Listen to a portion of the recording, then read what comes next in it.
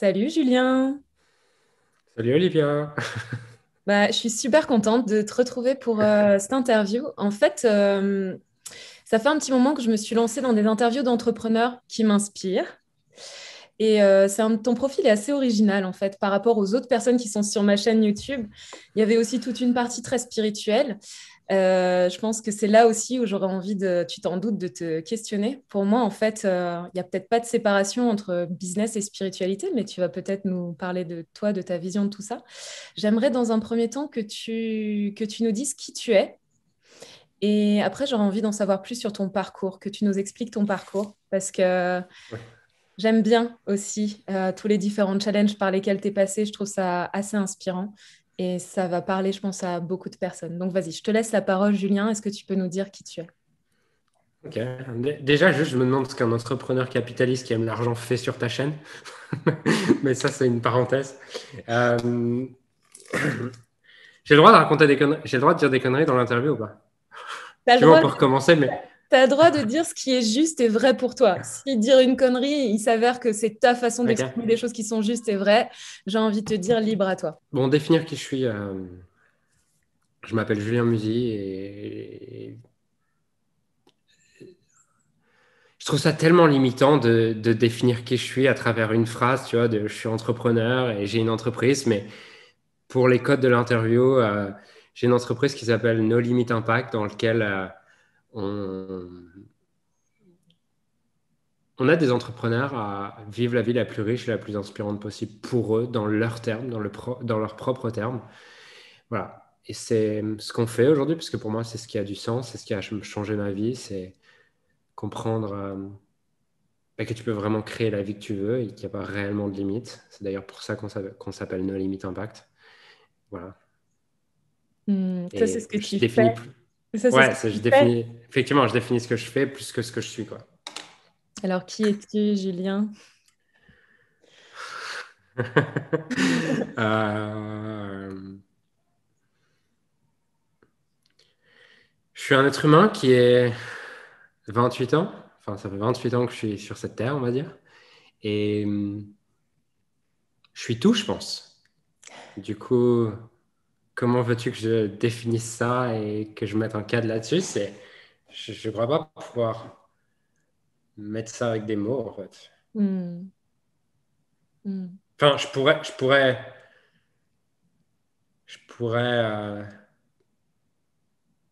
me définir, mais en fait, ce que je définirais, c'est ce que j'ai envie que tu perçoives de moi, je crois. Hmm. Tu vois? C'est ce que j'ai envie que tu crois que je suis, mais je suis tout. Je suis un mec drôle, je suis un mec pas drôle, je suis un mec gentil, je suis un mec méchant, je suis tout, en fait. Donc, je peux pas répondre. Enfin, toute tentative de réponse, je pense, serait erronée. C'est une sage réponse, dis donc, que tu nous fais là. Non, mais Qu'est-ce qu'est- qui a... qu'est-ce que les gens pourraient qu'est-ce que les gens te répondent? Je suis curieux. Eh bien, tu sais que je fais beaucoup d'interviews de personnes qui partagent sur l'éveil et la non-dualité. Et ces gens-là, bien sûr, ils te parlent à partir du personnage, mais ils te disent aussi qu'ils ne sont pas ce personnage et qu'ils ne sont pas limités à ce personnage. Donc, ce que tu es en train de me dire, c'est juste qu'il y a une personne qui s'appelle Julien Musy qui fait l'expérience de la vie, mais qui a conscience qu'il est bien plus grand et bien plus au-delà de juste cette étiquette. D'ailleurs, cette étiquette, on peut s'en rendre compte, elle change sans cesse, en fait. Ouais, Aujourd'hui, je me ouais, lève ouais. et j'ai une nouvelle étiquette. Demain, je me lève et j'ai une autre étiquette.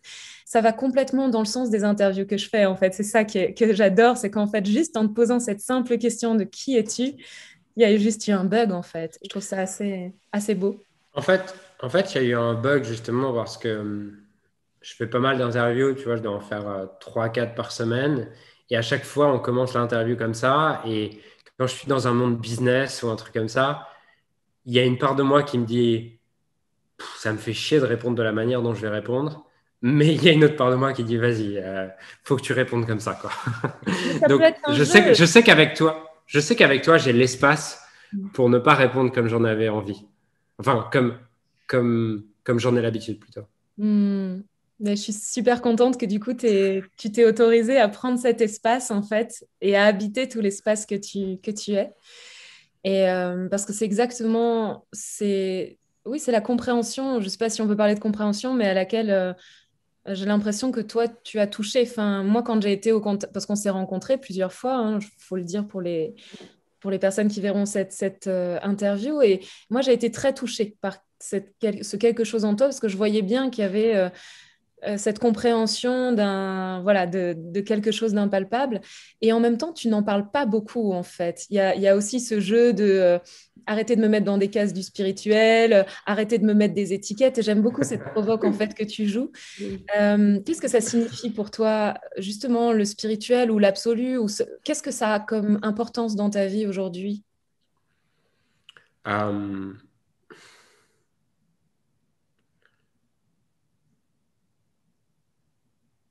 Dans mon système de croyance, déjà, le mot spiritualité, il veut tout et rien dire parce que je pense que peu importe ce que tu fais, qu'on fasse une interview, c'est spirituel à partir du moment où c'est moi qui le fais, en fait. Alors, je veux dire, c'est la vie. Dès lors qu'il y a quelque chose qui est de la vie, c'est spirituel. Donc, pour moi, je n'ai pas envie de définir ce que c'est parce que pour moi, c'est tout, en fait. Je veux dire, et même si on va loin, tu tues quelqu'un, c'est spirituel, en fait, parce que c'est ton esprit et c'est la vie qui l'a fait, tu vois.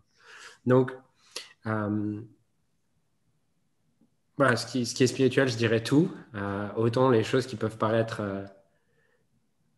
puériles, sans sens et tout, elles le sont. Maintenant, quelle importance ça a dans ma vie? Euh,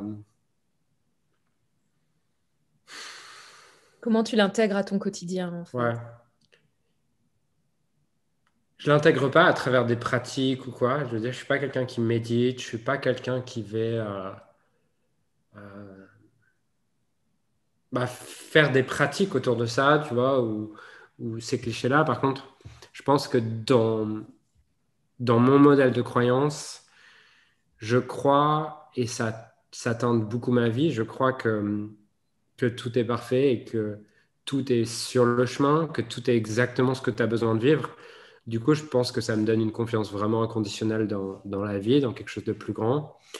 Et ça me donne, je pense, une légèreté euh, qui peut être pour certains proche de l'inconscience. Mais je pense que pour moi, c'est de la conscience plus que de l'inconscience. Et ça me donne surtout une possibilité d'expérimenter tout ce que j'ai envie d'expérimenter, de tester ce que j'ai envie de tester, en laissant totalement l'enjeu, puisque je crois que tout ce que je vais vivre, je suis pas encore clair sur ces notions, mais pas que c'était déjà écrit, mais par contre que je peux pas sortir de ce qui est. C'est pas que c'est écrit en avance, de mon point de vue, c'est juste que de toute façon, je peux pas sortir. Je peux pas me tromper de chemin, je peux pas faire d'erreur. Donc pour moi, ça a changé ma vie de comprendre ça, pas dans le sens où, euh, où je fais de la méditation transcendantale et où je m'élève à 3 mètres de haut. Mais par contre, ça a changé ma vie dans ma capacité à donner vie à tout ce que j'ai envie de tester et à avoir très peu de peur, ou entre guillemets, que ces peurs, ça soit juste une sorte de symptôme dans mon corps, tu vois. Genre, pour moi, aujourd'hui, il y a plein de choses que j'ai envie de faire qui sont inconfortables, que j'ai jamais fait, mais ça me permet du coup de les voir comme, ok, c'est juste mon cœur qui bat un peu plus vite, et c'est pas grave, je le fais quand même, tu vois. Donc, ça me donne une sorte d'inconscience, puisque de toute façon, tout est exactement comme ça doit être, et ça le sera toujours, et je peux pas changer ça ou faire évoluer ça, donc j'ai rien à perdre. En fait, c'est ça le truc que ça me donne, c'est que j'ai absolument rien à perdre, j'ai que à expérimenter et à kiffer et à, et à profiter de ce que je vis et à être capable d'apprécier ce que je vis, puisque je crois que le seul but de la vie, c'est d'arriver, c'est pas d'arriver, parce que je crois pas que tu puisses y arriver tant que tu es humain, mais c'est de te rapprocher de plus en plus d'un amour inconditionnel de qui tu es et de ce que tu as autour de toi. Et donc ça me permet d'expérimenter tout ça, tu vois, sans. Je crois que c'était tout. Je t'ai déjà peut-être entendu utiliser ces mots-là, mais s'abandonner à quelque chose de plus grand ou un truc comme ça, ben, c'est ce que ça me permet. Moi, je l'utiliserai avec d'autres mots, mais c'est ce que ça me permet. Hmm. Merci Julien de ce partage. Est-ce que ça a toujours été là ou il y a eu des étapes dans ta vie Mm. qui ont fait que ça tiraillait et à un moment donné, tu as compris que c'était en s'ouvrant que ça allait se libérer. Est-ce que tu peux nous parler de ces étapes? Est-ce que tu t'en Ouais. rappelles? Euh, ouais, j'ai eu beaucoup de. Enfin, je me suis beaucoup accroché à ma souffrance, surtout entre l'âge de 16 ans et 22, 23 ans. Et à cette époque-là, j'avais aucune conscience qu'il y avait quelque chose de plus grand. Et du coup, tout me paraissait très réel. Ma douleur me paraissait très réelle. Ma souffrance me paraissait très réelle. Tout ce que je vivais me paraissait très grave. Euh, J'avais beaucoup de culpabilité, beaucoup de honte, toutes ces choses-là. Et puis, à un moment donné, j'ai commencé à découvrir. Parce que pour moi, à ce moment-là, la vie, c'était t'étais cette personne. Ou, genre, soit t'es quelqu'un qui réussit, soit t'es quelqu'un qui réussit pas, soit t'es beau, soit t'es moche. Bref, Des il y a des catégories. gens, tu les mets dans. Il y a des catégories et tu resteras toute ta vie dans cette catégorie. Et en fait, j'ai découvert que grâce à des livres, à des enseignants, à des coachs, j'ai découvert que non, en fait, comme tu étais tout, tu peux choisir absolument dans quelle catégorie tu as envie de jouer et à quelle catégorie tu as envie d'appartenir, dans quelle catégorie tu as envie de faire l'expérience. Et pour moi, ça a été vraiment une révélation de comprendre ça, que tu peux tout développer et que tu n'es pas quelque chose de fini en fait. Au contraire, tu es Mhm. quelque chose d'infini et tu peux explorer ce que tu veux dans cet infini. Et pour moi, ça a tout changé. Au début, ma seule intention, c'était des choses très basiques, tu vois. C'était de trouver une activité professionnelle qui avait du sens pour moi. C'était d'avoir plus confiance en moi. C'était de pas être terrifié quand je parle à quelqu'un que je connais pas. De, d'oser pouvoir dire à une fille qu'elle me plaît. D'oser toutes ces choses, tu vois, qui étaient très basiques, mais pour moi, qui étaient Challengeante. très dures à faire. Mm. Ouais, très challengeantes. Très challengeante en fait, parce que j'avais peur de tout. Tu vois, j'avais vraiment peur de tout et tout était un enjeu. Tout était un enjeu. Je sais pas trop comment c'était un enjeu, mais Tu tout peux nous pouvait, redire, je pouvais. tu peux nous Ouais, redire aussi ton parcours parce que tu as été aussi sportif, on peut ouais, dire de haut niveau professionnel, parce que c'est intéressant quand même ouais, pour les personnes qui ne te connaissent pas de connaître aussi ton parcours, ce par quoi ouais. tu es passé et pourquoi tu as vécu cette intensité. J'imagine que quand on est à ce niveau-là, on vit une intensité dans l'enjeu qui est juste mais Mm. énorme en fait. Donc raconte-nous un petit peu le sport. Ouais, c'est ça. À la base, j'ai commencé à jouer au tennis à l'âge de 6 ans, tu vois, et j'ai commencé à jouer de mieux en mieux. Et petit à petit, j'ai été repéré par des gens à un niveau régional. Et puis, à l'âge de 12 ans, j'ai, la Fédération française m'a invité à faire une tournée avec eux pendant un mois, tu vois, aller faire des tournois un peu partout. Et puis, j'ai vécu un mois avec eux où juste c'était trop cool, tu vois. Je jouais au tennis toute la journée.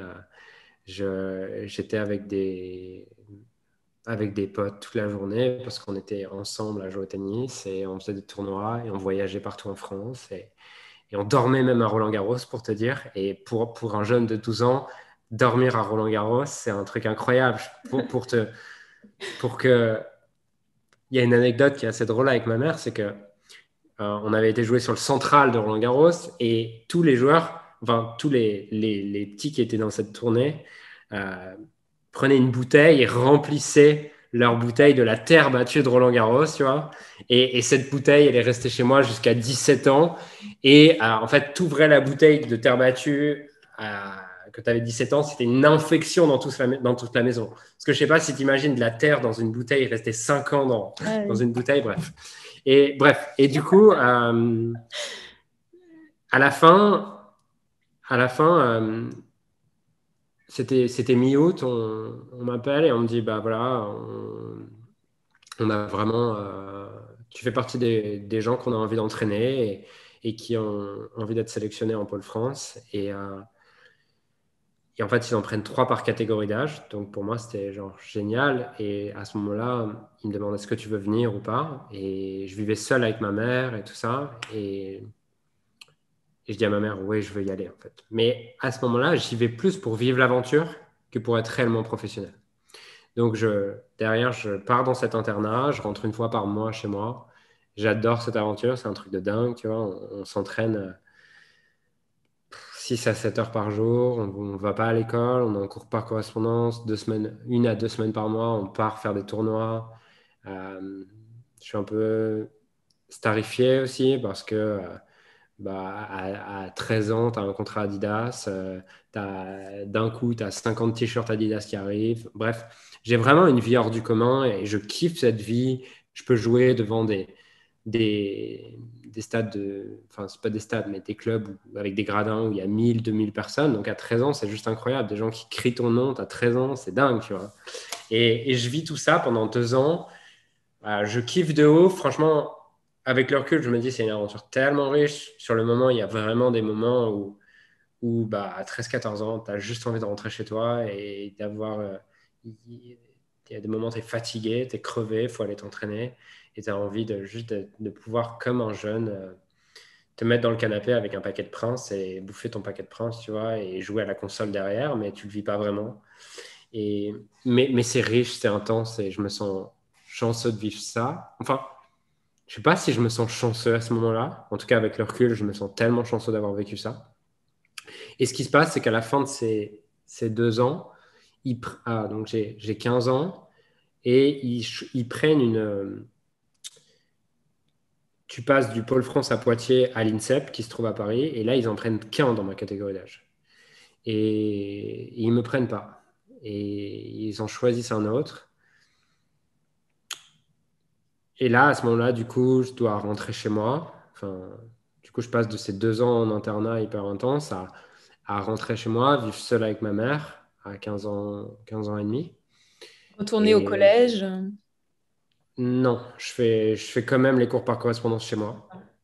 Mais par contre, je suis dans un environnement qui est quand même moins stimulant. Même si je suis dans un très bon club parisien, c'est pas la même culture, tu vois. Il n'y a pas cette culture du dépassement. Je suis plus avec des gosses de riches de 17-18 qui chill, qui commencent à se droguer, enfin, qui testent un peu la drogue, qui vont en boîte et c'est plus leur focus du moment, alors que moi, j'ai envie de m'entraîner dur, tu vois.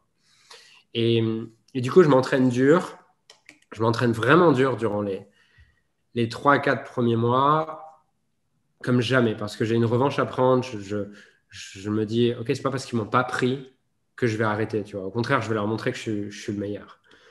Et c'est ce que je fais. Du coup, je m'entraîne de plus en plus dur. Je suis extrême avec moi-même sur tout. Je veux dire, je m'entraîne plus que les autres. Je fais hyper attention à mon alimentation. Je, je dors tôt.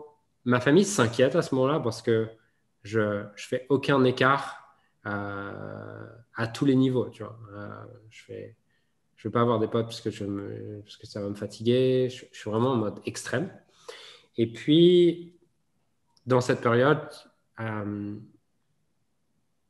je redécouvre la vie avec ma mère, ce qui est un vrai challenge pour moi parce que je me rends compte, en fait, dès la rentrée, dès les premiers jours où on revit ensemble, qu'en fait, euh, elle est alcoolique. Et ça, moi, ça faisait 2 ans et demi que je n'étais pas chez moi. Donc, c'est, c'est quelque chose de. Je sais pas comment le décrire, mais quand je vois ça, je me disais, putain, ça, c'est un truc qui arrive aux autres, tu vois. Et c'est un truc qui arrive aux autres. Et là, je me dis, c'est réel. Au début, je ne veux pas y croire, tu vois. Je me dis, OK, elle boit une bouteille. OK, elle a bu 1 litre de bière, mais c'est pas la raison. Au fur et à mesure, je vois qu'elle est violente, je vois que ses propos n'ont pas de sens, tu vois, tous les soirs. Et je me dis, ah putain, en fait, non, c'est vraiment ça. Au début, je le garde pour moi. Et du coup, quand elle boit, euh, ses propos n'ont aucun sens. Elle peut être violente verbalement, elle peut faire tout ça. Et moi, en fait, j'ai laissé ma mère qui était saine et stable pour retrouver en fait une personne alcoolique et dépressive. Et c'est la seule personne que j'ai à ce moment-là, puisque je ne connais pas mon père. Et du coup, à ce moment-là, c'est vraiment dur pour moi de reconnaître ça, d'accepter ça. Je le garde pour moi et petit à petit, je m'entraîne et je m'entraîne de plus en plus. J'ai cette rage que j'ai expulsée sur le terrain, tu vois, parce que j'ai de la colère envers ma mère aussi. Et je m'entraîne de plus en plus dur, parce que je ne veux pas non plus rentrer chez moi. Je veux être le plus loin possible de ma mère. Et tous les jours, je m'entraînais, je rentre vers 18-19 heures chez moi. Je sonne à l'interphone, je suis capable d'évaluer combien de verres elle a bu en fonction de sa voix à l'interphone. Et j'ai cette peur à l'intérieur de moi. Chaque fois que je rentre, je prends le métro, je me demande dans quel état elle va être. Et c'est une période qui est vraiment très compliquée, où je commence vraiment à toucher la souffrance, quelque chose que je pense que j'avais pas vécu de ma vie, tu vois. Et, euh, et puis, ce qui se passe, c'est qu'au bout d'un moment, j'ai plus envie de jouer, je commence à déprimer. Euh, j'ai plus envie de jouer non plus. Je commence à saboter des entraînements, vraiment en faisant n'importe quoi. Et puis, je commence à me blesser aussi. Je commence à perdre des matchs que je ne devrais pas perdre. Euh, et c'est comme si tout s'écroulait d'un coup, tu vois. Tout s'écroulait d'un coup. Ouais. Et, et du coup, dans ce moment-là, je commence à abandonner mes rêves aussi. Commencer à abandonner. Mon seul but à ce moment-là, je crois que c'est de trouver un moyen de recouvrir cette souffrance, tu vois. Euh, c'est de trouver un moyen de recouvrir cette souffrance beaucoup plus que vivre mes rêves et donner le meilleur pour être champion de tennis, tu vois. À ce moment-là, tout ce qui compte pour moi, c'est arrêter de souffrir, quoi. Et du coup, ça dure. Euh, je continue à jouer, mais la passion, petit à petit, ça a plus de sens. Et un jour, je me blesse vraiment et j'ai la chance de plus pouvoir jouer. Sur le moment, je prends ça au sérieux, mais en fait, avec le recul, je me dis, c'est exactement toi qui l'as créé parce que c'était l'excuse, entre guillemets, acceptable pour arrêter le tennis. Si tu avais dit j'arrête parce que j'en ai marre, personne autour de toi aurait accepté cette idée. Tes entraîneurs auraient dit que c'est du gâchis, ta famille aurait dit que c'est du gâchis, mais là, le fait de me blesser, personne ne peut rien dire, entre guillemets. Donc, c'est ce qui se passe. Et puis, euh, un an et demi plus tard, enfin, du coup, là, il se passe un an où je suis encore par correspondance, où personne n'est au courant de ça, de ce qui se passe avec ma mère. Et puis, au bout d'un an, finalement, je retourne au collège, j'abandonne mon rêve, je me dis, enfin, je retourne au lycée, je fais ma terminale, et je me dis, ben, tant pis, en fait, genre, j'arrête le tennis, j'en ai marre, et à ce moment-là, je commence à plus avoir aucun rêve, tu vois. J'ai plus aucun rêve. Je m'en rends pas vraiment compte, tu vois, à ce moment-là, que j'ai plus aucun rêve. Au contraire, je le vois comme une sorte un peu de soulagement. C'est comme un soulagement pour moi les premières semaines où je retourne au lycée. C'est en mode, ah, je peux juste être tranquille, tu vois, et souffler un peu. Et puis, sauf qu'au bout de quelques semaines, je me rends compte à quel point je me fais chier dans cette vie, tu vois. Et quel point cette vie, putain, c'est chiant, quoi. C'est vraiment ce que je vis à ce moment-là. C'est, tu te lèves le matin pour aller à l'école, mais j'ai pas envie d'aller à l'école. Genre, tous ces profs, je m'en fous. Et puis, je vois les gens dans ma classe, ils sont tous en mode, je veux avoir 18 pour avoir cette prépa. Et moi, je m'en bats les couilles de tous leurs trucs de prépa, de médecine, de je sais pas quoi. Moi, j'arrive comme un ovni, tu vois, dans le truc. J'ai pas été à l'école depuis 5 ans. Et ils me parlent de trucs, je m'en fous, tu vois. Et premier trimestre de terminale, j'ai 3 de moyenne. J'ai 3 de moyenne, je rentre encore le soir chez moi, ma mère est encore alcoolique, tu vois. Et pour moi, c'est le seul truc que je vis à ce moment-là. Le soir, je ne sais pas dans quel état elle arrive et elle va être. Et je ne sais pas si je vais pouvoir dormir chez moi. Parce que du coup, ça m'arrive plein de fois d'aller dormir chez ma marraine, mais je dois faire 1 heure et demie de métro pour y aller parce que juste, c'est pas possible, vu l'état dans lequel elle est, de dormir dans le même appartement qu'elle. Et ça, c'est ce que je vis durant toute ma terminale. En parallèle, je trouve des stratégies d'autodestruction. Je commence à détester mon corps, à être obsédé par mon corps. Je commence à moins manger, à tomber dans une sorte d'anorexie, tu vois, et je vois personne, une sorte de dépression, anorexie, un peu tout ensemble, tu vois. Et puis cette vie, en fait, elle dure 5 ans, tu vois, 5 6 ans. Cet état dans lequel j'ai pas de rêve, dans lequel j'ai pas de sens, dans lequel je souffre, dans lequel j'essaie de combler ma souffrance avec des choses extérieures, en croyant que c'est à l'extérieur que ça va aller. Voilà, ça dure 5 ans, 6 ans même. Allez, ouais, 6, 7 ans. C'est quoi le déclencheur qui t'a donné envie de sortir de cette dépression, de ce down? En fait, tu sais, je l'appelais pas. J'avais jamais mis le mot dépression sur le moment parce que bah, je n'étais pas si loin des gens autour de moi, en fait. Et avec le recul, En fait, ouais, cette espèce de d'opacité, est-ce que finalement on peut pas la reconnaître dans les yeux des autres quand on l'a vécu soi-même à un moment donné, tu vois? ouais, et En fait, puis, c'est ça. Et le mal-être silencieux, tu vois, qu'on croit être le seul à exactement, vivre et qui en fait est tellement courant. c'est ça. Mm. C'est que ma vie, elle était la même que les autres, tu vois. Sauf qu'il y a juste un moment où peut-être parce que j'avais expérimenté ce qu'était vivre une vie de dingue, tu vois, grâce au tennis, je me disais, c'est pas possible qu'il y ait que ça, en fait. Mm.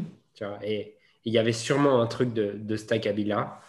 Et ça a changé.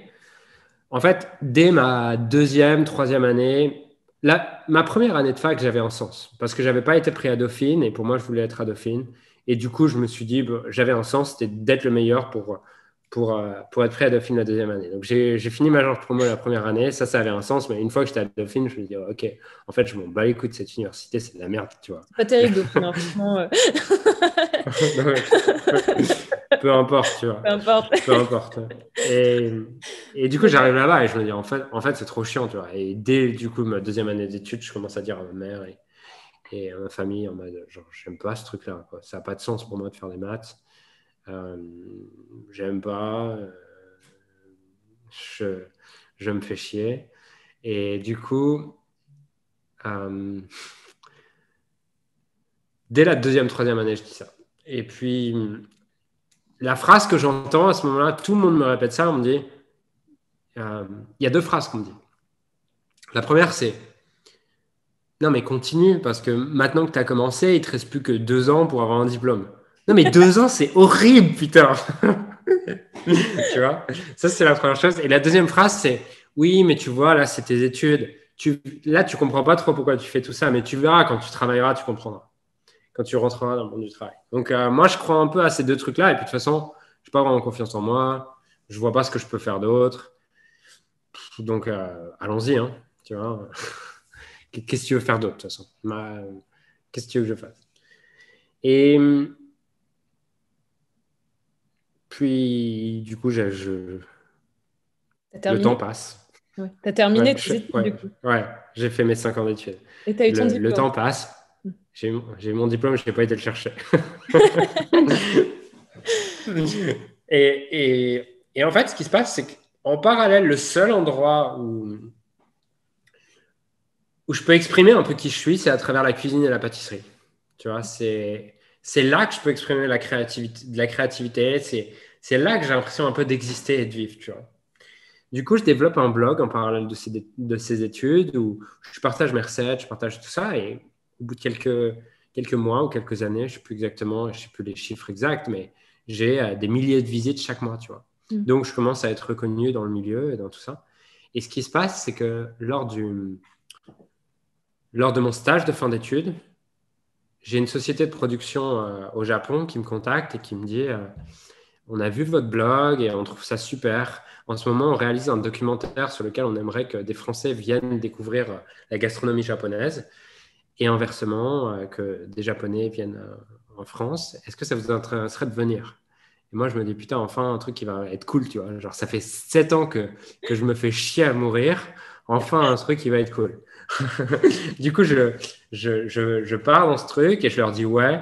Et je me souviens encore des dates, tu vois. Ils me disent, OK, il faut le vol départ est le 23 septembre parce que l'émission commence le 24 et mon stage de fin d'études finit le 25, tu vois. Donc, je vais voir mon manager, je lui dis, voilà, j'ai cette opportunité, est-ce que je peux y aller? Et il me dit, ouais. Donc, je pars le 23 et là, je me dis, putain, genre, j'ai un bol d'air pour moi, quoi. J'ai un mois de bol d'air pour sortir de cette vie de merde et découvrir un peu ce que c'est la vie. Et je me dis, bah tiens, j'ai un mois aussi. Ça pourrait être. Je commence à m'intéresser un peu à des vidéos YouTube de David Laroche, de gars comme ça, tu vois, qui te font comprendre que quelque chose d'autre est possible. Ah oui, parce qu'à ce moment-là, j'en ai aussi. Ouais, il y a ça aussi qui m'a mis dedans. C'est qu'à ce moment-là, j'en ai aussi marre de. Bah, ça fait 6 ans, tu vois, ou ouais, 6 ans que j'ai pas eu une relation amoureuse. Et à ce moment-là, j'ai envie d'avoir une copine, tu vois. Donc pendant mon stage en fin d'études aussi, c'est ça qui m'amène au développement personnel. C'est les vidéos de séduction. Là, je regarde des vidéos de séduction sur comment aborder une fille dans la rue, faire tous ces trucs-là. Et du coup, je tombe aussi sur des David Laroche, des trucs comme ça. Et, euh, et c'est vrai, putain, j'avais oublié ça, mais le truc qui m'a amené dans le développement personnel, c'est juste ça, tu vois. C'est comment aborder une fille dans la rue. Ouais, mais Et c'est puis, l'amour en vrai. En vrai, derrière, c'est ouais, l'amour, quoi. Tu vois. c'est clair. C'est clair. Et, euh, et du coup, je me dis, bah tiens, j'ai un mois au Japon, je pourrais en profiter pour. Tester tes techniques. Non, d'ailleurs, Les je partais japonaises. avec deux. Putain, tu sais quoi? Je me suis dit, ils m'ont dit, tu vas partir. Vous êtes trois, il y a toi et deux filles. Je me dis, ah, c'est trop cool et tout. Quand j'ai vu les deux filles, je me suis dit, oh putain, c'est pas là que je trouve l'amour. Bref. Euh, mais je me dis, du coup, je vais à Gilbert Joseph. Je vais à Gilbert Joseph parce que je me dis, je vais acheter les livres d'occasion, ça me fait économiser de l'argent. Et je vais dans le rayon développement personnel avant de partir au Japon et je me dis, je lirai dans l'avion, tu vois. J'aurai des choses à lire dans l'avion. Et je ressors avec une pile de livres comme ça, avec 10 livres, tu vois, sur comment développer sa confiance en soi, pouvoir illimité, comment devenir ce que vous êtes, plein de trucs comme ça. Et là, pour moi, c'est une révélation. Je découvre que tu peux apprendre, tu vois, tout. Tu peux tout apprendre. Je découvre vraiment le développement personnel à ce moment-là. Et du coup, dans l'avion, je lis un livre qui s'appelle Devenez ce que vous êtes de Nicolas Proupin. Euh, et je fais tous les exercices un à un, tu vois, vraiment en mode consciencieux, studieux. Et puis je me dis, putain, en fait, je pourrais faire un truc en rapport avec la cuisine, en rapport avec la pâtisserie, par rapport à ce que j'aime, tout ça. Et du coup, je passe ce mois au Japon. Je dis à la banque que je ne prendrai pas leur CDI de merde, là. Enfin, je ne leur dis pas comme ça, mais, mais c'est ce que je pense. Euh, Donc, tu ne prendras pas le CDI. voilà. Je ne prendrai pas. J'ai beaucoup de gratitude Voilà. pour leur proposition, mais Mais non. voilà. Mais non. Et, et en rentrant, ben, j'ai lu plein de trucs de développement personnel, j'ai découvert plein de choses au Japon. Surtout, j'ai rencontré des gens pendant un mois, des chefs, des producteurs, des gens qui sont passionnés par ce qu'ils font, tu vois. Et moi, à chaque rencontre, je me dis, j'ai envie de vivre une vie comme ça, en fait. J'ai envie de vivre une vie où je suis passionné par ce que je fais, où je suis passionné par ce que je crée, où je suis passionné par ce que je produis. Et pour moi, c'est un cadeau, ce voyage, dans le sens où j'ai découvert un monde dans lequel il est possible de vivre de ce que tu aimes. Et du coup, en rentrant, je cherche des opportunités dans la cuisine et dans la pâtisserie. Et je trouve une possibilité. J'ai une connaissance qui a une agence en tant qu'attaché de presse dans la gastronomie et qui cherche actuellement un stagiaire. Et du coup, je commence avec elle. Je travaille 4 mois avec elle. Ça a du sens, je suis content, tu vois. Genre, je gagne 500 euros par mois. À cette époque, je payais 500 euros par mois. Mais je m'en fous, en fait. Genre, tout ce qui compte pour moi à ce moment-là, c'est je fais ce que j'aime. Autour de moi, les gens, ils comprennent pas, tu vois. Genre, mes grands-parents ou même ma mère, ça va. Mais mes grands-parents, c'est en mode tu vas pas être payé 500 euros par mois, tu vois, des trucs comme ça. J'ai mes anciens faux potes, ceux avec qui je faisais genre d'être pote, tu vois, mais avec qui j'avais aucun point commun de l'université, qui, eux, ont leur premier job sur lequel ils gagnent 3 à 4 000 euros par mois. Et ils sont trop contents. Et moi, je suis trop content d'avoir mon truc, mais eux, ils comprennent pas trop. Ils se disent, qu'est-ce qu'il fout, lui? Tu vois? Et je fais ça pendant 4 mois. Et en parallèle, je commence à avoir des idées aussi, parce que grâce à ce livre Devenez ce que vous êtes et les autres livres que je lis, je me dis, en fait, tu peux créer ce que tu veux. Tu peux vraiment faire ce que tu veux. Et là, je commence à ouvrir la case, mais en fait, je peux créer ce que je veux. Je peux apporter de la valeur aux gens. Je peux être entrepreneur, tu vois. Et donc j'ai une idée je me dis, je pourrais rassembler plein de chefs de cuisine et créer une plateforme, et ce serait eux qui donneraient les cours, tout ça, et vendre ça. Et c'est mon idée. Et je commence à contacter plein de chefs. Un me dit oui, après tous les autres me disent non, donc je me dis tant pis. Et là, je découvre que tu peux gagner ta vie avec ton blog, et je peux même moi faire une formation parce que j'arrive pas à les rassembler, je n'ai pas l'autorité, je suis pas crédible, je suis pas, mais en tout cas, ils me font pas confiance pour me. Donc je me dis, je vais créer moi-même ma formation. Et là, je crée ma formation sur la pâtisserie et je crée une page de vente, je fais 4 vidéos, je fais tout ce qu'on me dit en l'espace d'une semaine. Tu vois, j'achète une formation sur comment développer en ligne. Et là, en une semaine, je fais 7 000 € de vente en 4 jours. C'est même pas en une semaine, c'est en 4 jours. Et là, pour moi, c'est putain, ça marche. Je suis libre, tu vois. Je suis libre de ce monde parce que tant que tu gagnes pas d'argent avec ton truc, tu te dis putain, peut-être que je vais devoir repartir un jour dans ce monde qui a pas de sens pour moi. Là, à ce moment-là, je suis libre, tu vois. Et là, c'est un nouveau chapitre qui s'ouvre, tu vois. Mm. C'est un nouveau chapitre qui se crée dans ma vie. C'est comme j'ai trouvé la porte pour sortir de ce monde qui a pas de sens, de ce monde dans lequel je suis depuis 8 ans, quoi. Il y a quand même quelque chose de marrant dans ce que tu dis, c'est que toi, tu lis des livres, tu les appliques et ça fonctionne. Il y a quand même, c'est que tu as une capacité de croire, enfin, ou alors c'est, je sais pas si c'est juste, tu as la foi, ou, enfin, il y a beaucoup de gens qui lisent des livres et qui croient pas forcément en ce qu'ils lisent, mais toi, tu as juste cru ce qu'on t'a dit et tu t'es dit pourquoi pas. Ça, je trouve ça quand même assez énorme. Enfin, je tenais juste quand même à signaler ce petit truc. Effectivement. Tu vois, les 2 premiers livres qui m'ont marqué et qui ont vraiment été les premiers déclencheurs, c'est Devenez ce que vous êtes, tu vois, qui était de Nicolas Propin, donc sur lequel j'ai fait tous les exercices. Et un deuxième qui m'a marqué, c'est Pouvoir illimité de Tony Robbins. Et je me souviens qu'il m'est arrivé un truc assez dingue en lisant Pouvoir illimité. C'est, il est 19h chez moi, tu vois, et je lis le livre. Donc, j'étais encore, enfin, j'étais dans cette période de transition. C'était peut-être 1 ou 2 semaines après être revenu du Japon. Et je lis le livre. Et là, il explique qu'en fait, tu es illimité, que tes seules limites sont dans ta tête et autour de ce que tu te racontes à propos de toi-même. Et pour moi, au moment où je me dis, putain, il est cool ce livre, tu vois. Je vis encore chez ma mère et je dis à ma mère, putain, il est trop cool ce livre. Mais je ne comprends pas encore ce qui se passe pour moi.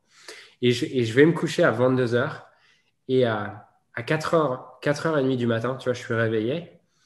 Et là, au moment où je me réveille, il y a une phrase dans ma tête qui me dit, vas-y, il est 4h30, rendors-toi, il est tôt, t'as pas assez dormi. Et il y a une autre part de moi qui prend le contrôle et qui me dit, mais non, t'es illimité, t'es illimité, tu vois, et tes seules limites sont dans ta tête.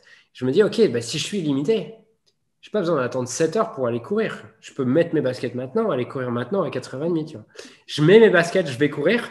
Je me dis, tiens, qu'est-ce qu'il est possible de faire? Et il fait nuit, il est 4h45 dans Paris, tu vois, et je cours et je me répète ce truc, je suis limité, je suis limité, je suis limité, je suis limité. Et je me répète ça pendant 30 minutes, tu vois, vraiment. C'est la seule phrase que j'ai en tête. Et je vois que je cours de plus en plus vite. Je cours de plus en plus vite et je pars de Madeleine.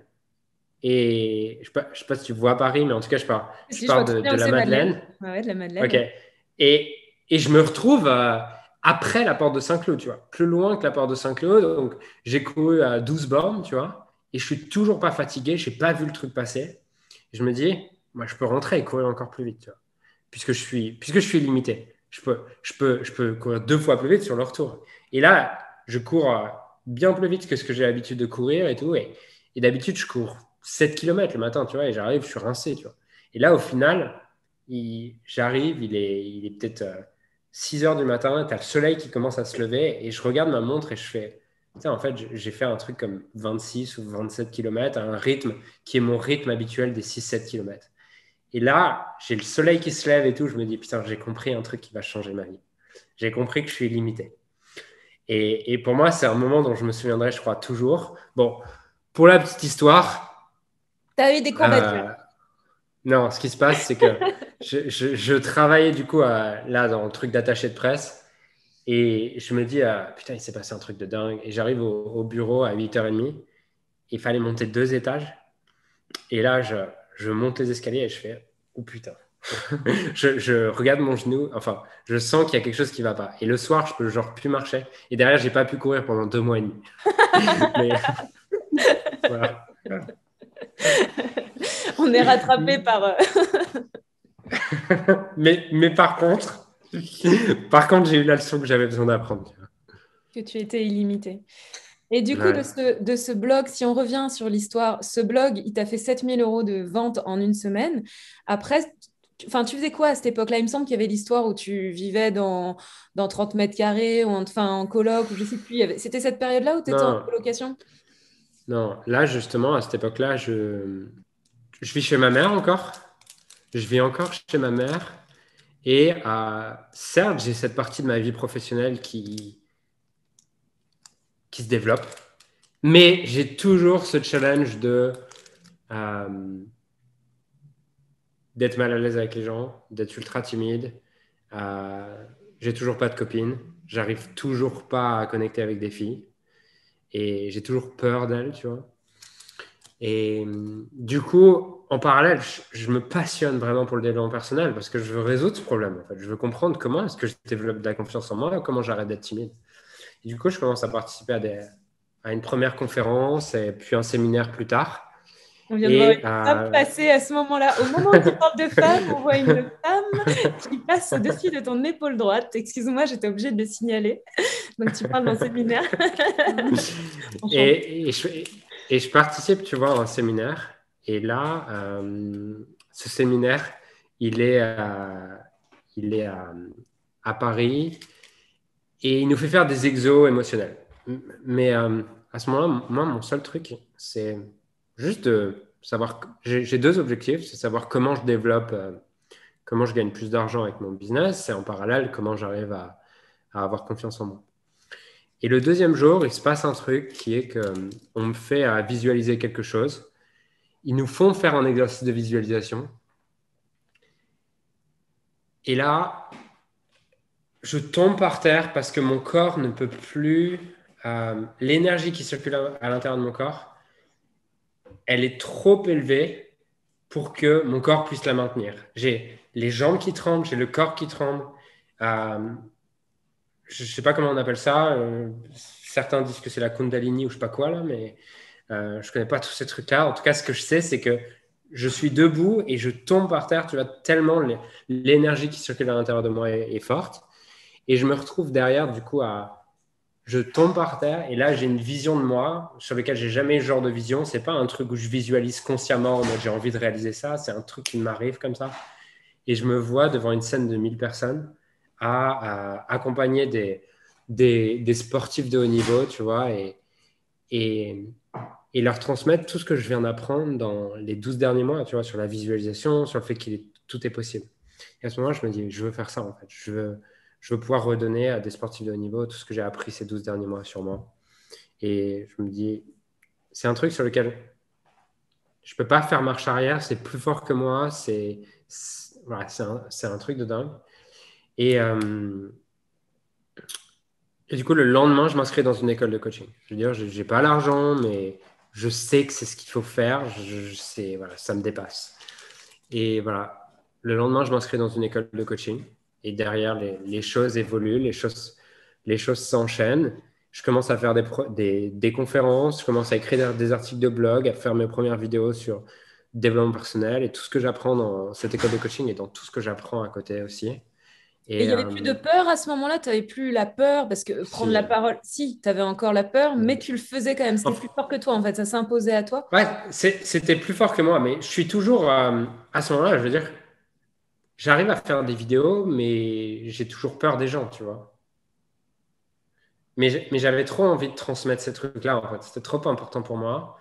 Et même si ma première vidéo, tu la refilmes 10 fois, tu sais, genre, je la publie quand même, tu vois. Je la publie quand même et, euh, et c'est plus important pour moi de transmettre ça que ma peur, tu vois. Et d'ailleurs, c'est un truc que j'ai vraiment remarqué, tu vois, même quand je travaille avec des clients ou quoi. Je vois qu'une des choses qui a fait la différence dans mon parcours et dans ma vie, c'est que mon désir et mes aspirations étaient plus fortes que mes peurs, en fait. Ouais. Donc voilà ce qui se passe à ce moment-là. Bon, ça n'a pas trop de succès, en fait, ce que je fais en termes de dev perso et tout ça. Mais c'est pas très grave. Enfin, moi, je gagne de l'argent, je gagne de l'argent avec la pâtisserie. Je fais des ateliers, allez, je gagne 70 € dans l'atelier et j'arrive à pas payer la salle en le faisant dans des ateliers, dans des bars, dans des étages de bars ou de brasseries, tu vois. C'était un Donc, peu je fais galère à ça. ce moment-là quand même, ou c'était un peu la Non, galère? parce que non, je vis chez ma mère, donc ça va. Ok. Donc, financièrement, ça va, en fait. J'ai pas de problème, j'ai pas de peur parce que je vis chez ma mère. Et je prends mon téléphone, j'appelle un ami que j'ai rencontré dans l'école de coaching et je lui dis, ça te dirait qu'on prenne une coloc? Et là, il me dit, ouais, carrément, on fait ça.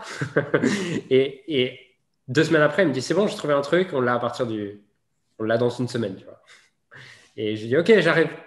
Et c'est là, justement, où je suis rentré dans cette coloc et que j'ai déménagé, tu vois. Hmm. Hmm. Et là, à partir de là, ça s'est mis en place ou combien de temps ça a mis pour vraiment se débloquer, quoi? Ça dépend de ce que tu appelles se débloquer parce que dans tous ces moments-là, moi, je suis, Ça suivait son euh, processus, quoi. Il n'y avait pas une attente, ouais, il n'y avait pas un besoin de reconnaissance financière, il n'y avait pas une attente derrière que ça fonctionne, il n'y avait pas un vouloir. C'était juste OK comme ça, quoi. En fait, c'est ça, tu étais complètement ouais, détaché par rapport aux résultats que tu avais. C'était où il y avait j'ai quand des même. objectifs, enfin, j'ai des objectifs, mais je kiffe ma vie. Je kiffe vraiment ma vie à ce moment-là. Je veux dire, euh, je retrouve l'intensité que je vivais dans le tennis. Donc, donc pour moi, l'argent à ce moment-là, c'est pas très grave. Euh, c'est pas très grave parce que de toute façon, j'ai 25 000 € sur mon compte en banque, tu vois, parce que j'ai toujours économisé depuis que je suis tout petit, tu vois, ce que j'ai gagné dans le tennis et tout, j'ai toujours économisé, j'ai jamais rien dépensé quand on me donnait de l'argent de poche ou des cadeaux à Noël, j'ai toujours tout mis sur mon compte en banque. Donc j'ai 25 000 € et à cette époque, je dépense peut-être, allez, 650 €, 700 € par mois et 900 € les mois où j'ai flambé, tu vois. Donc, donc ça va, je suis assez serein par rapport à ça. Je me dis pas, je vais manquer d'argent.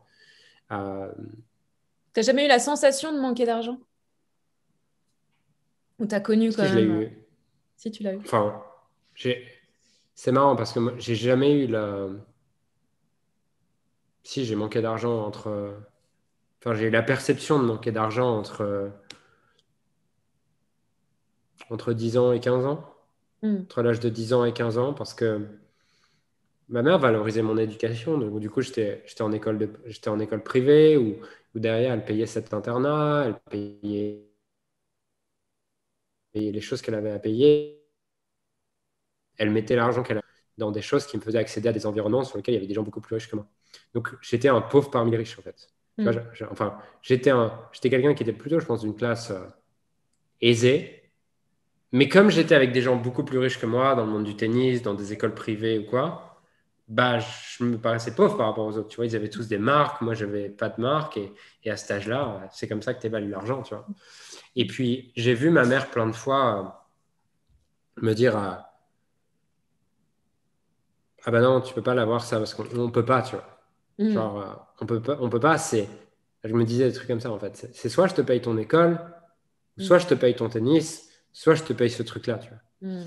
Et moi, bah, quand j'entendais ça, c'était genre, je me disais toujours, bah, j'ai pas envie plus tard de devoir dire à mes enfants, c'est ou ça en fait. Hmm.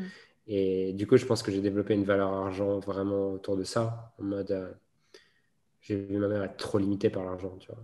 Et pour moi, l'argent, c'est un truc de possibilités, tu vois. C'est juste ça, en fait. L'argent, ça t'ouvre les possibilités. Hmm. Donc, euh, donc à cette époque, si on revient sur l'histoire, donc, quand je prends cette coloc, je souffre pas vraiment de l'argent. J'ai pas non plus cette aspiration d'en gagner beaucoup. D'ailleurs, quand je relis quand je relis mes, Tes mes carnets. carnets, tu sais, ouais, mes carnets, je vois que ça me fait rire à chaque fois parce que je vois que j'ai écrit des trucs du type mon objectif, c'est gagner 100 000 euros par an en 2023, tu vois, ou des trucs comme ça. Et, euh, et ça me fait rire de voir ça. Je sens qu'aujourd'hui, je gagne Pourquoi ça te 50 fait fois rire? plus, tu vois. Pourquoi ça te Bah, fait rire? de voir à quel point ça me paraissait beaucoup, en fait. Et aujourd'hui, c'est plutôt combien? Tu peux le dire ou tu le dis pas? Ouais, aujourd'hui, en termes de ce que j'ai vraiment, tu vois, après impôt, c'est entre 2 et 3 millions par an. Enfin, ça augmente tous les ans, mais là, en 2021, Ça me fait rêver. en 2000, non, en 2021, je pense que je vais gagner entre 2 et 4 millions, selon comment va le marché investissement, selon comment vont mes cryptos, selon comment va le business, tu vois. Mais au pire du pire, je gagne 2 millions, tu vois. C'est quoi alors c'est quoi le saut qui s'est passé entre, entre la coloc et aujourd'hui là? Ouais, en fait, ce qui s'est passé, c'est que bah, j'ai continué à faire les choses avec passion, vraiment. Et tu Juste ça, sais quoi, en fait? Ouais. sans objectif, juste avec passion. Tu sais, c'était quoi mon objectif à cette époque-là? Mon objectif, il était très simple pendant longtemps. C'était, je voulais juste pouvoir me payer toutes les formations que je voulais. Tu voulais C'était la apprendre. seule chose. Ouais, c'était la seule chose qui m'intéressait. Et mon rêve, c'était de pouvoir intégrer le mastermind à 25 000 euros dans de mes mentors, tu vois. Et c'était la seule chose qui avait du sens pour moi. Je voulais de l'argent juste pour ça, tu vois. Pour apprendre C'était des la choses seule sur chose quoi? Pour pour apprendre, apprendre, pour apprendre. pour être heureux en fait, pour être heureux en vrai. Ou pour être plus confiant, ou pour être moins timide, ou pour trouver l'amour. Parce que toutes ces formations, c'était bien pour quelque chose. Il y avait des réponses que tu cherchais dans ces formations. Ouais, je pense que sur le moment, je ne savais pas trop. Mm. Enfin, sur le moment, tu sais, tu as toujours des espèces de trucs que tu mets devant ce que tu veux vraiment, tu vois. Et ce que je voulais, le truc que je me disais que je voulais, c'était développer mon business, c'était de pouvoir toucher plus de clients, c'était, ouais, c'était tout ça. Mais en fait, au fond, ce que je recherchais, et ce que je recherche toujours d'ailleurs, hein, c'est, enfin, je pense que je le suis un peu plus qu'avant, mais je pense que si je continue à faire des trucs, c'est aussi pour toucher ça. C'est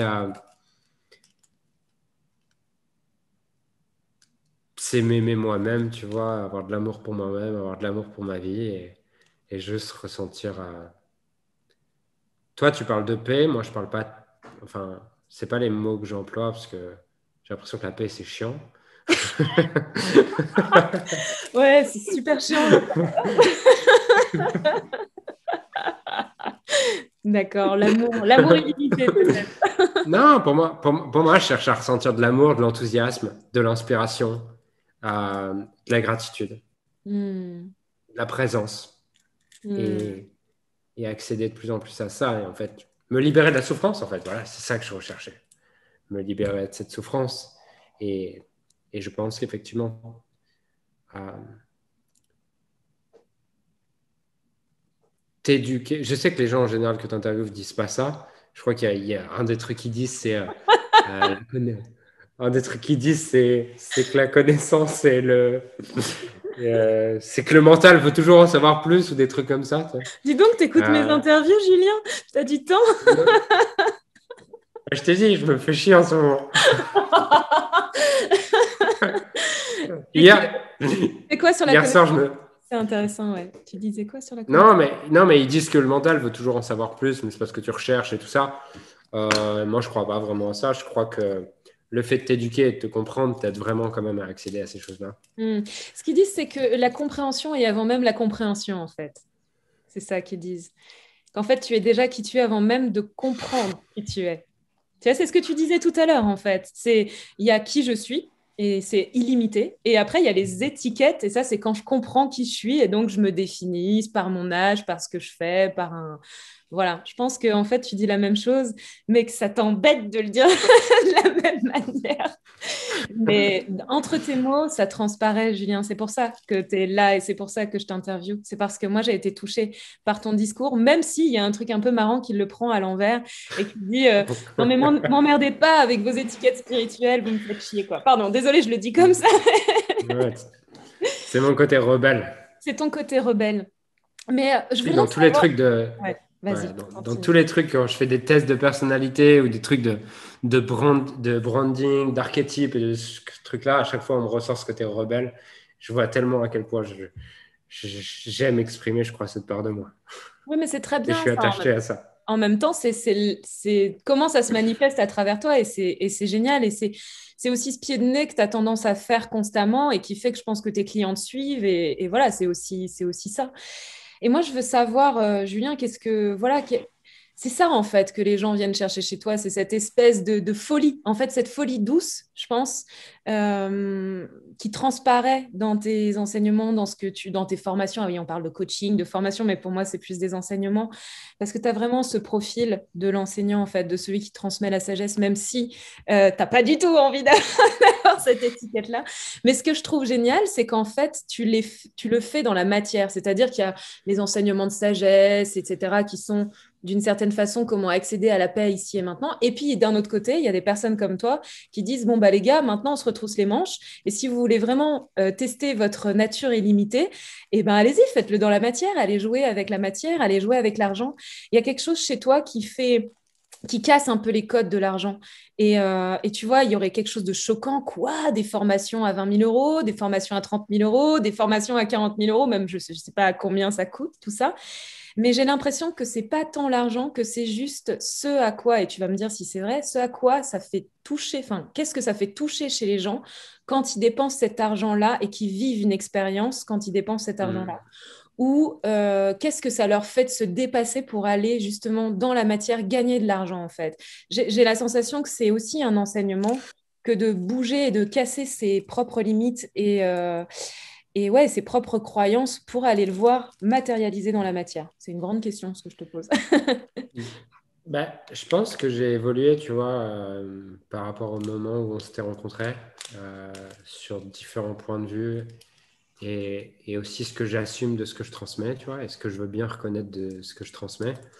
Euh, Déjà, aujourd'hui, franchement, j'assume vraiment ça et je reconnais que c'est vraiment ça qui est important pour moi de transmettre, c'est reconnaître, enfin, c'est transmettre, tu vois, mon aspiration. Et au moment où on s'est rencontrés, j'assumais pas ça parce que j'avais l'impression que c'était prétentieux. Mais au fond, ça a toujours été ce que je me suis répété, même quand j'étais dans ma chambre chez ma mère, les post-it que je mettais autour de ma mission de vie, tu vois, c'était euh, je suis un exemple d'amour et de gratitude pour les gens, tu vois, et je veux être ça. Et, euh, et je l'ai longtemps caché, enfin, je le gardais pour moi parce que je me disais que ça allait être prétentieux si je reconnaissais ça. Et, euh, et en fait, j'ai travaillé avec une coach qui m'a permis de prendre conscience que, bah ouais, je suis prétentieux et modeste, les deux à la fois, et je suis les deux, donc je peux aussi assumer ça. Mais ouais, c'est ce que j'ai vraiment envie d'être, tu vois, au-delà de l'argent, au-delà de. Enfin, le business que j'ai aujourd'hui, je crois que c'est juste un prétexte, tu vois. C'est juste un prétexte, mais ce que je veux, c'est transmettre ces deux messages que tout est possible et que quoi qu'il t'arrive, de toute façon, ça sera toujours une forme, ça sera toujours l'occasion de développer plus d'amour et de gratitude pour toi-même et pour la vie. Et ça, c'est ce qui compte vraiment, mes programmes. C'est des prétextes, en fait. C'est pour donner un but au truc parce que je crois aussi une chose, c'est que, en tout cas par rapport à où j'en suis dans ma compréhension, c'est que c'est un piège de partir que dans la spiritualité et que en fait on est aussi venu pour faire une expérience très matérielle, tu vois. Et que l'un va pas sans l'autre. Et j'aime bien cette idée qui veut dire qui dit la tête dans les nuages, enfin ou la tête dans la lune et je sais pas quoi et les pieds bien par terre, un truc comme ça, bien ancré. Mais voilà. Et donc pour moi, je sais que si je dis aux gens, les gars, vous savez quoi, je vais vous aider à avoir plus de gratitude pour votre vie. Je vais avoir 4 clients, tu vois. Parce que, parce que c'est vrai, tu vois, je veux dire, si il y a 4 ans, il y a 4 ou 5 ans, tu m'aurais dit, vas-y, connecte-toi à quelque chose de plus grand, je t'aurais dit, non, en fait, je veux juste être capable de parler à une fille qui me plaît, en fait. Je veux juste être capable de gagner de l'argent et de ne pas me sentir en insécurité. Et je m'en fous de ton truc là. Moi, c'est pas ce que je veux, tu vois. Donc, aujourd'hui, c'est le moyen que j'ai trouvé pour transmettre des choses plus profondes. Parce qu'au final, bon, nos clients ressortent avec plus d'argent, c'est sûr. Euh, mais ce qui ressort le plus, je m'en fous. Enfin, t'imagines pas à quel point je m'en fous que mes clients gagnent plus d'argent. La seule chose qui a du sens pour moi et qui compte, c'est quand ils me disent ah putain, j'ai compris à quel point j'ai changé mon regard sur la vie, tu vois. J'ai vu que tout était un cadeau. J'ai vu que je me prenais trop au sérieux. J'ai découvert à quel point je me racontais des histoires de merde. Ça a du sens pour moi. Que le gars, il me dise, ah, j'ai fait 3 ventes et tout, j'en ai absolument rien à foutre. Et dis-moi, donc tu travailles sur ces croyances limitantes, tu travailles sur cette ouverture du cœur dans tes formations, c'est ce qu'on vit aussi, on vit une expérience intérieure parce que pour toi, on ne peut pas Ouais. déconnecter cette ouverture à la gratitude, cette ouverture à l'infini que nous sommes et développer finalement un business qui ait du sens pour nous. Pour toi, c'est impossible de séparer. Non, je crois que, je crois que tu peux. Je crois que tu peux se séparer, mais par contre, j'adore cette phrase de Tony Robbins qui dit que success without fulfillment is the ultimate failure. Allez, dis-le en français Et pour nos spectateurs, euh, nos auditeurs ok. non le, anglophones. le, le succès euh, sans se sentir rempli, on va dire. Ok, le succès sans se sentir rempli est l'ultime échec, en fait. Parce que t'as plus l'illusion que le jour où tu seras riche, le jour où tu auras la femme de tes rêves, le jour où tu auras l'homme de tes rêves, le jour où tu auras les amis que tu veux, le jour où tu vivras au bord de la mer, le jour où tu auras l'appart de tes rêves, bah, tu seras heureux. Et, euh, et du coup, tu vois, la mission de l'entreprise No Limit Impact, on l'a définie, c'est euh, permettre aux entrepreneurs de vivre la vie la plus riche et la plus inspirée possible, dans leurs termes. Et pour moi, la richesse, c'est pas l'argent, tu vois. L'argent est une forme de richesse et c'est cool de la développer. Je pense que tu es réellement riche d'ailleurs quand, toutes les formes, quand tu développes toutes les formes de richesse. Tu peux avoir une richesse relationnelle, tu peux avoir une richesse de comment tu te sens à l'intérieur, tu peux avoir une richesse de vitalité, genre tu as un corps en pleine forme. Tu peux être riche de par la beauté que tu as. Bref, tu as plein de formes de richesse. Et moi, j'ai envie d'aider les gens à être riches, tu vois, réellement riches. L'argent en est une forme, mais pour moi, j'ai tellement pas envie de limiter la richesse à l'argent. J'ai tellement pas envie d'aider mes clients juste à gagner de l'argent, parce que ce que j'ai remarqué, c'est que l'argent est un amplificateur, tu vois. Et c'est pas, genre, je l'ai vécu à certains moments, en mode, si je me sens vide, bah en fait, si je me sens vide avec des millions sur mon compte en banque, en fait, je suis encore plus vide. Parce que si je me sens vide et que je suis fauché, je peux encore me raccrocher à l'idée que c'est parce que je suis fauché que je me sens vide et que ah bah vas-y, si j'ai 10 000 € par mois, je serais heureux. Tu vois. Quand t'es. Les moments où tu te sens vide et que tu as des millions, par exemple, t'as plus rien à quel te raccrocher à part réellement regarder à l'intérieur et voir que tu es vraiment vide à l'intérieur. C'est plus une raison extérieure, tu vois. Et qu'est-ce que tu fais dans ces moments-là, du coup? Moi, pour moi, Ouais, quand tu es confronté à waouh, j'ai tout réalisé matériellement et je me ah sens bah, vide. j'occupe mon temps en faisant nos interviews avec toi. Tu contactes Olivia et tu lui dis, écoute, là, aujourd'hui, j'ai rien à faire. Je t'envoie des messages, je te parle sur WhatsApp, je te demande de me raconter ta vie et ça m'occupe. Et là, je te parle d'amour universel et je te dis que je veux en parler dans une interview. Et, euh, Je me dis cool, ça va passer 1 heure de mon temps. et 1 heure du mien, mais riche, riche. Un dernier truc que j'aimerais te Non, demander. Un dernier truc que mais j'aimerais. Ouais, vas-y. juste, tu m'autorises à revenir sur le truc d'avant? Ouais, vas-y. T'as le droit, t'as le Ok, droit. Ouais, je t'autorise. C'est moi qui t'autorise, tu sais. t'es trop gentil. C'est Je adorable. t'aime trop.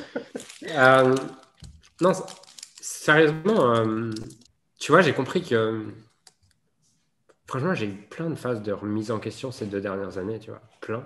Euh, Ces 3 dernières années, l'argent n'a pas du tout résolu ça. Euh, ouais, l'argent n'a pas du tout résolu ça. Par contre, je le vis différemment. C'est-à-dire que je sais que pendant 2 semaines, je vais me sentir peut-être down, un peu dépressif, enfin, l'envie de rien faire et tout ça. Avant, je me disais, putain, j'ai un problème et tout. Maintenant, je sais que ça fait partie du process et que je sais qu'il y a toujours quelque chose de dingue qui émerge de ça. Et que, voilà, c'est juste accepter de vivre ça et qu'il y a quelque chose de dingue qui va émerger de ça, tu vois. Hmm. Tu veux dire qu'en laissant le processus, que ce soit émotionnel ou que ce soit d'anxiété ou de ce qui est en train de se vivre, si on le Ouais. laisse nous traverser, euh, il y a quelque chose, il y a peut-être un cadeau, peut-être une compréhension, peut-être rien, mais en tout cas, de toute manière, ça passe, ça finit par passer et quelque chose d'autre finit toujours par émerger, quoi. Ouais.